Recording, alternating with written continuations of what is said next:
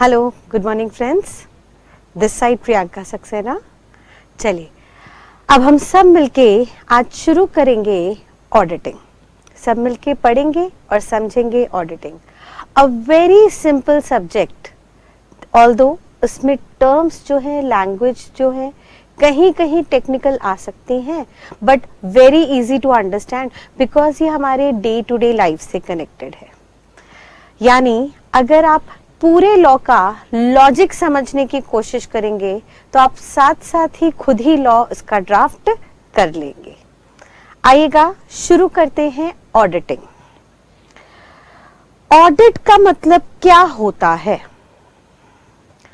Audit एक Latin word है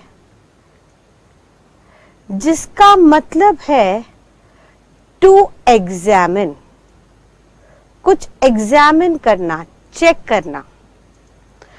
और लैटिन वर्ड हम इंडिया में आज भी फॉलो करते हैं because Latin is the language in which law was invented for the first time. Law पहली बार लैटिन लैंग्वेज में बना था, तो लॉ में बहुत सारी लैटिन की कुछ ऐसी टर्म्स हैं जो world wide as it is follow की जाती हैं। जैसे एक टर्म है ऑडिट।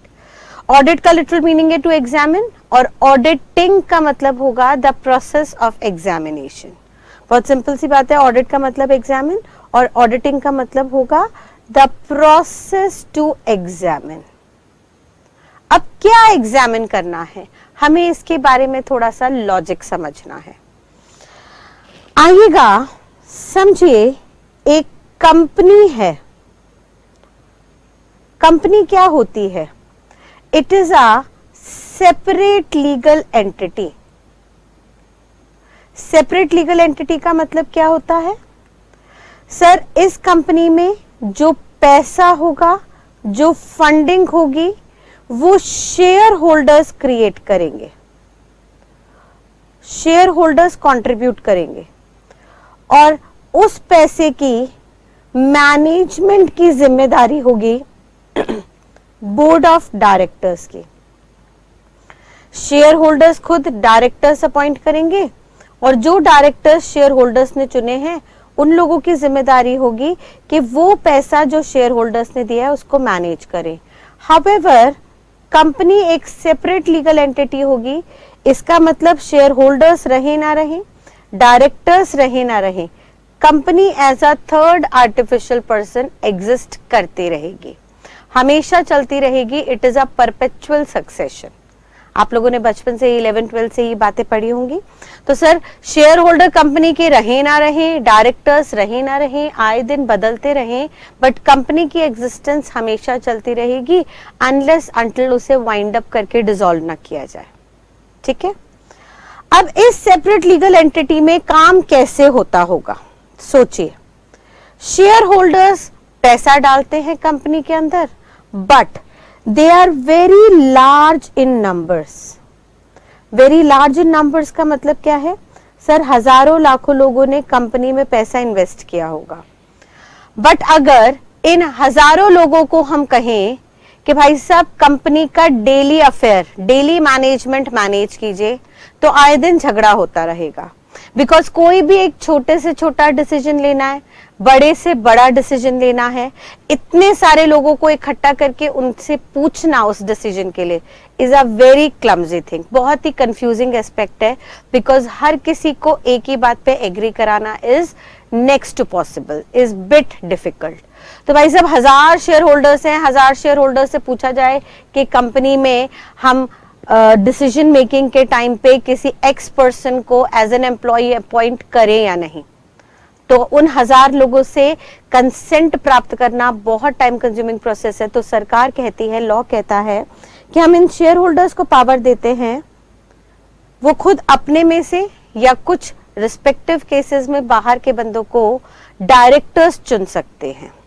यानी शेयर होल्डर्स की जिम्मेदारी होगी कि वो डायरेक्टर्स को अपॉइंट करें इन जनरल मीटिंग, जो शेयर होल्डर्स की जनरल मीटिंग होगी कंपनी की, उसमें इन डायरेक्टर्स को अपॉइंट करें। और 2 से 3 से ज्यादा डायरेक्टर्स अपॉइंट किए जाएंगे according to companies act. Private company में मिनिमम 2 डायरेक्टर, पब्लिक कंपनी में मिनिमम 3 डायरेक्टर अपॉइंट होके आएंगे, और मिनिमम होंगे, इनसे ज्यादा आप और ज्यादा नंबरों पे भी डायरेक्टर्स को अपॉइंट कर सकते हैं depending upon the work in the company. अब मान लीजिए शेयर होल्डर्स ने 5 डायरेक्टर्स को चुना, लेकिन दिक्कत ये आती है कि वो पैसा जो शेयर होल्डर्स ने कंपनी में कंट्रीब्यूट किया, उस पैसे को जब डायरेक्टर्स साल भर में मैनेज करते हैं तो शेयर होल्डर्स जानना चाहते हैं कि उनके पैसे को डायरेक्टर्स ने कैसे मैनेज किया। यानी डायरेक्टर्स ने कितना पैसा कहां कहां खर्च किया, कहां कहां से रेवेन्यू क्रिएट किए, उस पैसे से कितने एसेट्स क्रिएट किए, और उन एसेट्स को क्रिएट करने के लिए कोई और लायबिलिटीज ली या नहीं। और ये सारी बातें शेयर होल्डर्स डायरेक्टर से जानना चाहते हैं। शेयर होल्डर्स डायरेक्टर से पूछते हैं, भाई साहब हमें हिसाब किताब दीजिए हमारे पैसों का, और डायरेक्टर्स शेयर होल्डर को रिपोर्ट करते हैं इन सारे खर्चों का इन फाइनेंशियल अकाउंट्स। हर साल फाइनेंशियल अकाउंट्स क्रिएट किए जाते हैं जिसमें प्रॉफिट एंड लॉस अकाउंट बनाता है कंपनी यानी डायरेक्टर्स। उसमें वो अपने इनकम एंड एक्सपेंसेस बताता है कि जो भी खर्चे हुए वो सही हुए या नहीं। फिर बैलेंस शीट बनाता है जिसमें वो अपने एसेट्स और लायबिलिटीज बताता है कि आपके पैसों से हमने कितने एसेट्स क्रिएट किए और कितनी लायबिलिटीज खड़ी हुई। और time to time notes to accounts दिए जाते हैं, कुछ कंटिंजेंट लायबिलिटीज, कंटिंजेंट एसेट्स के, along with cash flow statements and all.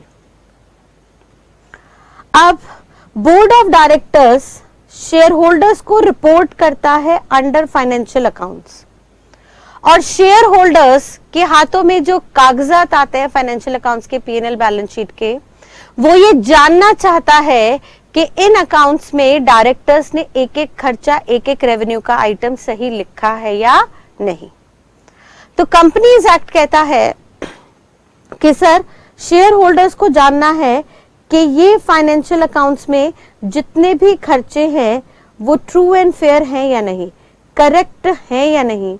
इसके लिए हम शेयर होल्डर्स को पावर देते हैं कि एक थर्ड इंडिपेंडेंट पर्सन चुन के लाए। थर्ड इंडिपेंडेंट का मतलब क्या होता है? एक ऐसा बंदा चुन के लाए जिसका ना तो कंपनी से लेना देना हो, ना कंपनी से कहीं कनेक्टेड हो, ना डायरेक्टर से कनेक्टेड हो, और ना ही शेयर होल्डर से कनेक्टेड हो। यानी ये बिल्कुल एक इंडिपेंडेंट पर्सन होना चाहिए जिसका डिसीजन मेकिंग थॉरोली अनबायस्ड हो, जिसके डिसीजन पे किसी का दबाव ना आए। ये एक तीसरा ऐसा इंडिपेंडेंट पर्सन होना चाहिए जिसका डायरेक्टर से कोई रिलेशन, कोई कनेक्शन नहीं होना चाहिए, जिसका कंपनी से कोई रिलेशन और कोई कनेक्शन नहीं होना चाहिए, सो दैट जब उस पर्सन को हम भेजेंगे फाइनेंशियल अकाउंट्स को एग्जामिन करने के लिए तो उसका फैसले में कोई पार्शियलिटी ना आए। ठीक है, अब ये जो थर्ड पर्सन को भेजा जाएगा इन फाइनेंशियल अकाउंट्स को एग्जामिन करने के लिए, उस प्रोसेस को हम नाम देंगे ऑडिट। उस प्रोसेस को हम क्या नाम देंगे? ऑडिट। और वो पर्सन जिसको एज एन ऑडिट करने के लिए भेजा गया, उस पर्सन को हम बुलाएंगे ऑडिटर। वो थर्ड इंडिपेंडेंट पर्सन जिसको किताबों को एग्जामिन करने के लिए भेजा जा रहा है, उसको हम ऑडिटर बुलाएंगे, और जब वो किताबों को एग्जामिन करेगा तो उस प्रोसेस को हम ऑडिट या ऑडिटिंग कहेंगे। और क्योंकि ये ऑडिट होना कंपनीज एक्ट में कंपलसरी है, कंपनीज एक्ट कहता है ये एग्जामिनेशन होना कंपलसरी है, सो दैट डायरेक्टर्स अपनी मनमर्जी ना चलाएं। डायरेक्टर्स जो भी शेयर होल्डर्स का पैसा मैनेज कर रहे हैं उसका true and correct picture books के अंदर, फाइनेंशियल अकाउंट्स के अंदर शो करें। इसके लिए कंपनीज एक्ट ने इस ऑडिटर को अपॉइंट करना कंपलसरी कर दिया। देयरफॉर इस ऑडिटर को हम स्टैट्यूटरी ऑडिटर का नाम भी देंगे। स्टैट्यूटरी ऑडिटर का मतलब क्या होता है? Anyone who is compulsory under law. कोई भी बंदा जो लॉ के अंदर कंपल्सरी है उसे स्टैट्यूटरी ऑडिटर बोला जाता है। और ये ऑडिट को हम नाम देंगे statutory audit because it is compulsory under companies act. Clear है बेटा? अब भाई साहब आपको एक ऐसे बंदे से ऑडिट करवाना है, एग्जामिनेशन करवाना है जो सही फैसला ले सके, शेयर होल्डर्स के हित में फैसला ले सके। तो लॉ मेकर कहता है आप उस पर्सन से एग्जामिनेशन करवाइए जो खुद फाइनेंशियल अकाउंट्स के अंदर एक्सपर्ट हो। और इंडिया में ये एक्सपर्टीज दी गई है चार्टर्ड अकाउंटेंट्स को। अब ये चार्टर्ड अकाउंटेंट्स कौन होते हैं? वो कहता है सर चार्टर्ड अकाउंटेंट्स एक्ट 1949 के तहत जिन किसी ने भी डिग्री ली है, यानी फाइनल एग्जाम्स क्लियर करने के बाद, अपनी ट्रेनिंग कंप्लीट करने के बाद मेंबर बन गए हैं इंस्टीट्यूट के, हमारा मानना है वो अकाउंट्स के अंदर एक्सपर्ट है। उन्हें पता है कि फाइनेंशियल अकाउंट्स कैसे बनाए जाते हैं, उन्हें पता है कि अकाउंट्स बनाने में क्या क्या स्टैंडर्ड्स फॉलो होते हैं, फिर वो चाहे स्टैंडर्ड्स अकाउंटेंसी के हों या वो स्टैंडर्ड्स ऑडिटिंग के हों, इन सब की डिटेल नॉलेज एक चार्टर्ड अकाउंटेंट को गेन होती है। भाई हमारे इंस्टीट्यूट ने ऐसा करिकुलम बना रखा है जिसके तहत सीए के स्टूडेंट्स को ये सारी expertise knowledge from the beginning दी जाती है। और अगर बच्चे ने डिग्री कंप्लीट कर ली है तो हमारा एजम्पशन होता है कि ही और she must be an expert in this subject. अब कोई भी स्टूडेंट सीए की डिग्री कंप्लीट करता है तो उसके पास इंडस्ट्री में दो ऑप्शन आते हैं। पहला ऑप्शन, या तो वो किसी के अंदर जॉब कंडक्ट करे, किसी के कंट्रोल सुपरविजन के तहत उस ऑर्गेनाइजेशन का, उस फर्म का, उस कंपनी का एम्प्लॉय बन जाए, या वो खुद की प्रैक्टिस शुरू कर सकता है। यानी इंस्टीट्यूट की सारी फॉर्मेलिटीज पूरी करने के बाद उसके पास ऑप्शन होता है कि वो सर्टिफिकेट ऑफ प्रैक्टिस ऑब्टेन करे। वो इंस्टीट्यूट से एक सर्टिफिकेट ले सकता है कि सर मुझे प्रैक्टिस करनी है खुद की, और institute after meeting some compliances COP यानी सर्टिफिकेट ऑफ प्रैक्टिस उस चार्टर्ड अकाउंटेंट को इश्यू कर देती है। अब लॉ मेकर कहता है कि कोई भी चार्टर्ड अकाउंटेंट जिसके पास सीओपी है, हमारा मानना है वो थॉरोली इंडिपेंडेंट होगा। यानी वो क्योंकि किसी के जॉब के अंदर नहीं आ रहा, किसी के एम्प्लॉयमेंट के अंडर नहीं आ रहा, किसी के एम्प्लॉय नहीं है, किसी के कंट्रोल सुपरविजन के अंदर नहीं है, प्लस वो कंपनी और डायरेक्टर्स से भी कनेक्टेड नहीं है, तो बिल्कुल इंडिपेंडेंट पर्सन है। जब शेयर होल्डर्स उसे अपॉइंट करके भेजेंगे कि आप जाके बुक्स फाइनेंशियल अकाउंट्स की ट्रू एंड करेक्टनेस देखिए, ट्रू एंड फेयरनेस देखिए, तो ऑटोमेटिकली वो एक अनबाइस्ड डिसीजन दे सकेगा। और क्योंकि स्टैट्यूटरी ऑडिटर को फाइनली बुक्स एग्जामिन करने की पावर दी गई है, तो लॉ मेकर कहता है कि अब उसकी जिम्मेदारी होगी कि ऑडिट करने के बाद वो शेयर होल्डर्स को, जिन्होंने उसे अपॉइंट किया है, उसको रिपोर्ट करे रिगार्डिंग दी फाइनेंशियल अकाउंट्स, के फाइनेंशियल अकाउंट्स में जो भी एक्सपेंडिचर, इनकम, एसेट्स और लायबिलिटीज हैं वो बिल्कुल ट्रू एंड फेयर हैं या नहीं, बिल्कुल करेक्ट है या नहीं, इसके बारे में रिपोर्ट बना के दे टू दी शेयर होल्डर्स। और इस रिपोर्ट को अब से हम नाम देंगे ऑडिट रिपोर्ट। क्लियर हो रहा है बेटा ऑडिट की पूरा कंसेप्ट? तो ऑडिट का मतलब क्या होता है? एग्जामिन करना। अब यहाँ पे हम क्या एग्जामिनेशन करा रहे हैं? आज हम कंपनी ऑडिट से शुरू कर रहे हैं। तो हमने देखा एक कंपनी है which is a separate legal entity independent from its share holders and board of directors. इस कंपनी के अंदर पैसे रेज किए जाते हैं टू दी शेयर होल्डर्स, और उस पैसे की मैनेजमेंट की जिम्मेदारी होती है to the board of directors. अब बोर्ड ऑफ डायरेक्टर्स जिनको शेयर होल्डर्स ने ही अपॉइंट किया है, उनके पास अथॉरिटी होती है कि वो पैसों को मैनेज करे डेली बेसिस पे, और जो भी पैसा मैनेज किया है डायरेक्टर्स ने उसको वो शेयर होल्डर्स को रिपोर्ट करते हैं in the name of financial accounts, जिसके अंदर profit and loss balance sheet के अंदर सब कुछ रेवेन्यू और कैपिटल नेचर की इनफ्लोज आउटफ्लोज दिखाए जाते हैं। अब हमें चेक करना है कि फाइनेंशियल अकाउंट्स में जो भी चीजें गिवन है वो ट्रू एंड फेयर है या नहीं।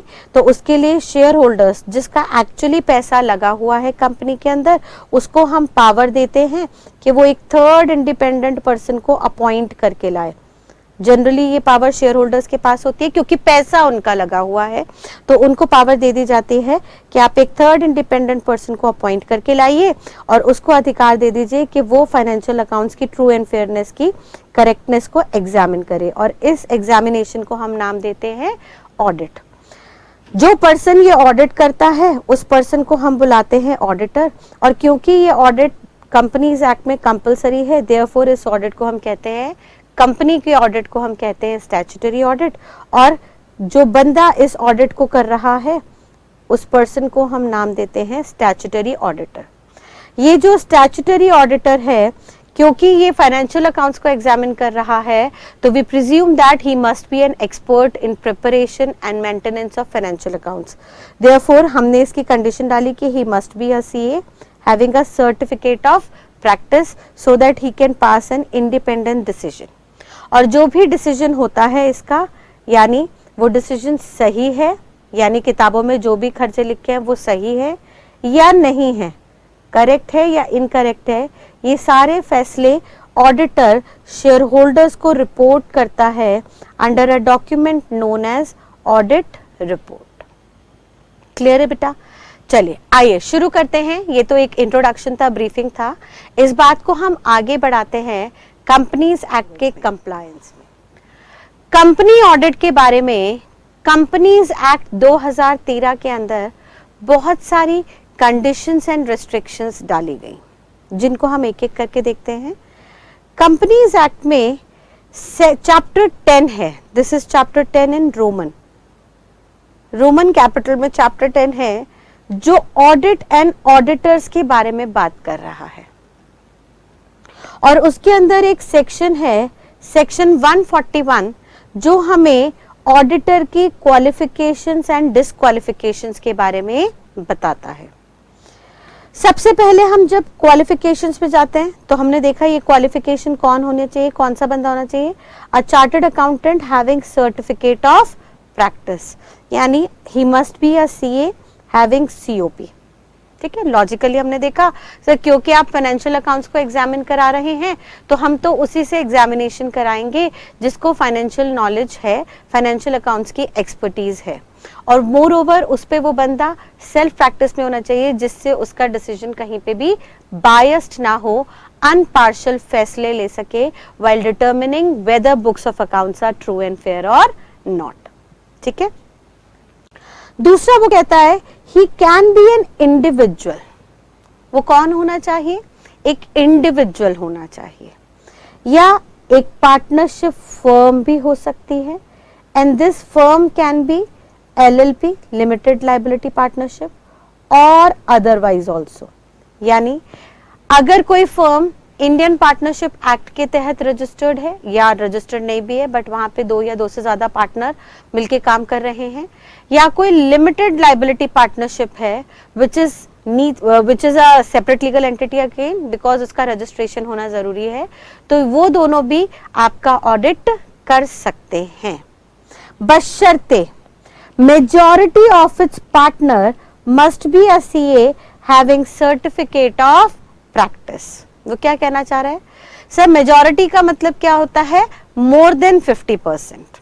यहाँ पे बदलाव आया, पहले वो कहता था हम उसी फर्म से ऑडिट कराएंगे जहां पे सारे के सारे पार्टनर्स सीए हों, बट कंपनीज एक्ट 2013 ने अमेंड किया और उन्होंने कहा कि कोई भी फर्म हो, चाहे वो नॉर्मल पार्टनरशिप फर्म हो जहां पे हर पार्टनर की अनलिमिटेड लाइबिलिटी है, या वो लिमिटेड लाइबिलिटी पार्टनरशिप हो जहां पे हर पार्टनर की अनलिमिटेड लाइबिलिटी तो नहीं है but subject to certain conditions वो लाइबिलिटी लिमिट हो जाती है, तो वो दोनों ही फर्म्स आपका ऑडिट कर सकती हैं, बशर्ते उस फर्म के अंदर कम से कम 50% से ज्यादा जो पार्टनर्स हैं वो चार्टर्ड अकाउंटेंट होने चाहिए और उनके पास सर्टिफिकेट ऑफ प्रैक्टिस होना चाहिए for practising in India.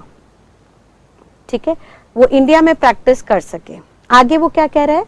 only a CA partner shall be authorized to act or sign on behalf of the firm. तो अब मान लीजिए एक फर्म है जिसमें 3 पार्टनर्स हैं A, B और C, जिसमें से A, B या लेट्स से एक और पार्टनर आ जाता है D, जिसमें से A और B जो हैं वो CA और COP रखते हैं। CA जो C है पार्टनर वो भी CA और COP रखता है, लेकिन D पार्टनर खाली CA है, उसके पास सर्टिफिकेट ऑफ प्रैक्टिस नहीं है, तो भी ये फर्म क्वालिफाइड है, ऑडिट कर सकती है। बट इसमें जो ऑडिट करेंगे और जो ऑडिट रिपोर्ट को साइन करेंगे वो कौन से 3 पार्टनर हो सकते हैं, A, B या C। सिमिलरली मैं कहूं एक फर्म है जिसमें A जो है वो CA विद COP है, B जो है वो CA विद COP है, C खाली CS है और D के पास कोई भी प्रोफेशनल डिग्री नहीं है, तो क्या ये फर्म क्वालिफाइड होगी? चेक करके देख लीजिएगा। इन्होंने कहा सर 4 में से 2 पार्टनर्स के पास CA प्लस COP है, यानी 50% जो है हमारे पास, मेजॉरिटी रूल अगर हम लगाएं तो they are CA with having certificate of practice, they are eligible to conduct audit of this firm, however उसमें audit सिर्फ CA and A और B करेंगे।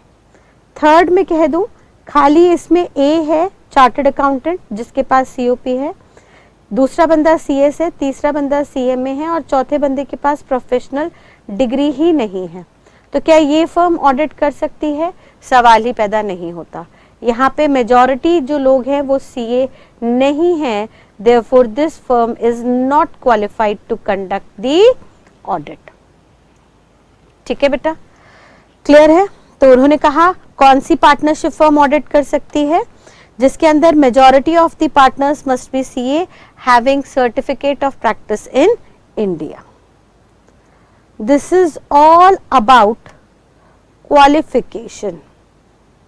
क्वालिफिकेशन में खाली 2 कंडीशंस आई। क्या क्या कंडीशंस आई? पहला, वो बंदा चार्टर्ड अकाउंटेंट होना चाहिए हैविंग सर्टिफिकेट ऑफ प्रैक्टिस।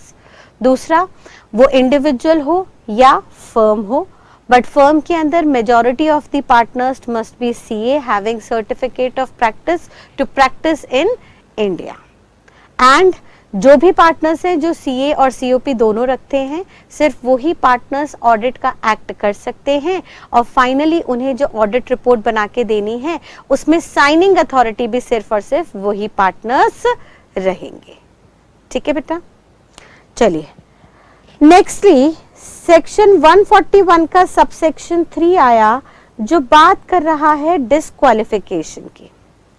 अब सेक्शन 141 क्वालिफिकेशन डिस्क्वालिफिकेशन दोनों बता रहा है, उसका सबसेक्शन 3 यानी ऑड नंबर हमें डिस्क्वालिफाइड लोगों की लिस्ट दे रहा है, उन ऑड लोगों की लिस्ट दे रहा है जिनको एज एन ऑडिटर हम अपॉइंट नहीं करेंगे।